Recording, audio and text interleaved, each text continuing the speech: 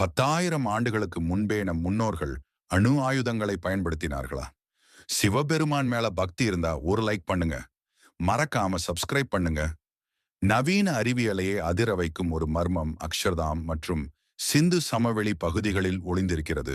மகாபாரத போரில் விவரிக்கப்பட்ட அந்த பயங்கரமான பிரம்மாஸ்திரம் வெறும் கற்பனைதானா? இல்லை, அது அன்றைய காலத்தின் அணு ஆயுதம் என்கிறார்கள் ஆராய்ச்சியாளர்கள். ராஜஸ்தானின் ஜோத்பூர் அருகே கண்டறியப்பட்ட சாம்பல் படிந்த கதிரியக்க பகுதி அனைவரையும் உறைய வைத்தது.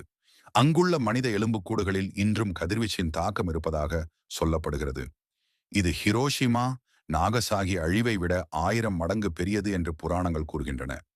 சிவபெருமானின் நெற்றிக்கண்ணில் இருந்து வெளிப்படும் அக்னி போன்றது இந்த அணுசக்தி. அக்ஷர்தாம் கோவிலின் சிற்பங்கள் சொல்லும் ரகசியங்களை நாம் கவனித்ததுண்டா? நம் முன்னோர்கள் விண்வெளி அறிவியலிலும் அணுக்கரு இயற்பியலிலும் சிறந்து விளங்கினர். மகாபாரத்தில் விவரிக்கப்படும் ஒரு ஆயுதம் 10,000 சூரியன்கள் ஒன்றாக உதித்தது போல் ஒளி வீசியதாம்.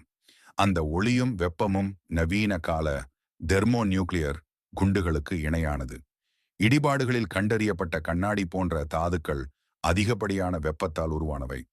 இது சாதாரண போர் அல்ல, அதிநவீன தொழில்நுட்பம் பயன்படுத்தப்பட்ட ஒரு பேரழிவு. அந்த அழிவிற்கு பின் சிவபெருமான் ஆடிய ஊழி தாண்டவம் உலகை மீண்டும் சமநிலைப்படுத்தியது. இன்றும் அக்ஷர்தாம் போன்ற புனித தலங்கள் அந்த சக்தியை தன்னுள் அடக்கி வைத்துள்ளன.